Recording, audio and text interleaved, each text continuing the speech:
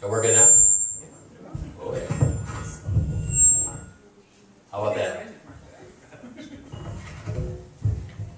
Most of you don't know me. This is obviously Pocahontas County, and I'm sure you know Tom better than me, so I'll tell you a little bit about me.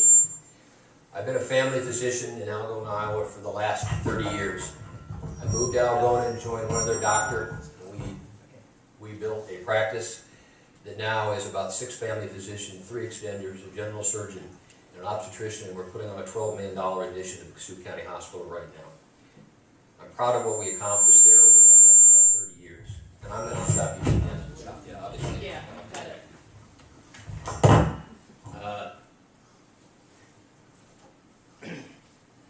I married a Jackson, Minnesota farm girl 38 years ago.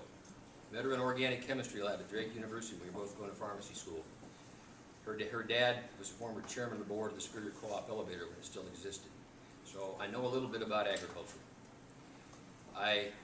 She and I raised 2 children in Algona, Iowa. I'm proud to say one of them sitting right back there. My son Chris, who's currently the principal at Brattinger Terrell High School. And I'm really proud of that, okay?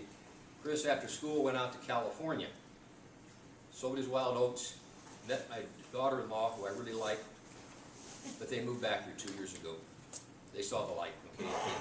So people will come back to Iowa for the right opportunities, because they go out there and they learn the values that exist out there. As Tom mentioned, I served 4 years active duty in the U.S. Air Force after medical school. I served as a flight surgeon, and I was actually assigned to the 349th Strategic Reconnaissance Squadron, which was the U-2 airplane. I've been places that I never thought I'd go to in my life, saw some things I thought I'd never see. When I came back to Iowa, I did my residency at Broadlawns, and eventually came back up to Algona. There's just 2 of us at the beginning. I didn't have free weekends, but I liked what I did in the Air Force. And by 1986, I was able to rejoin the 185th Fighter Wing out of Sioux City. I was there until 2001. I had active duty time during the first Persian Gulf War, and I served time in Turkey and Iraq and in Saudi Arabia. In 2001, Major General Ron Dardis appointed me the State Air Surgeon of Iowa, and then I went down to Camp Dodge. My job at that time was to make sure every Guard troop in the state of Iowa was ready medically to serve. And when they were serving and gone, it was my job to make sure their families were taken care of for health reasons back here. And I did that till 2004 and retired. In my spare time, I served in the Iowa Academy of Family Physicians, including being their president. The Academy represents all the family physicians of Iowa. And I also served as president of the Iowa Medical Society, and that's an organization that represents all the doctors in Iowa. And why that's important is medical societies are advocacy people, and I can't tell you how many hours I've spent in Senator Grassley's office, Congressman King's office, and Congressman Lason's office in Washington, D.C., lobbying on health care issues. I also have testified numerous times in the Iowa legislature on various health care issues down there, and in the summer of 2005, I served on the Iowa Medicaid Crisis Intervention Task Force, which had to do with how we're going to pay for the Medicaid issue. And one of the things I want to tell you about Medicaid is everybody thinks it's money going to women and children. Most of the money is going to the nursing homes. About 90% of the money is spent on nursing home people who've exhausted all of their resources. You can't kick them out. So to say we can kick people off the rolls in Medicaid is not a very intelligent thing. And we clearly lobbied at that time for getting people to think about long-term health insurance, because it's really important that you do think about that. So what happens when you do all this is you meet a bunch of people. And so in 2007,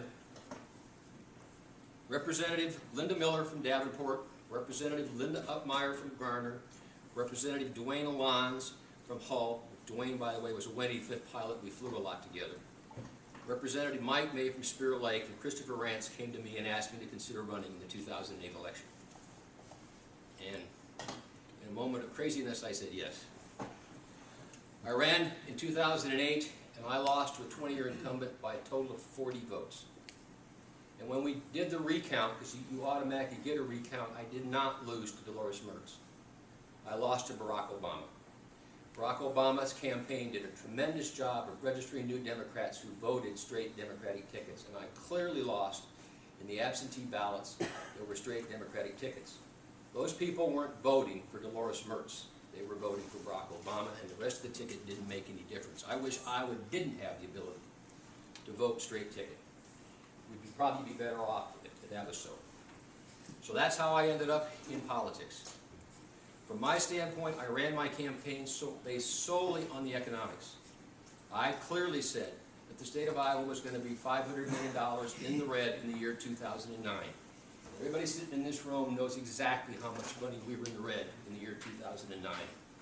You have a legislature totally controlled by the Democrats and a governorship controlled by the Democrats. They got their credit card in their hand and they've had a lot of fun with it. It's a classic picture of why things went bad elsewhere. I basically will run my same campaign the same way. I want to preserve your federal deductibility. I want to decrease their spending. I want court barrel spending items not to be tacked onto 200-page bills in the middle of the night. They ought to stand on a vote of their own, all by themselves, so you know who voted for it and against it. I also would see us decrease your federal taxes by 10%, your state taxes by 10% over a period of 4 years, and I would preserve your federal deductibility.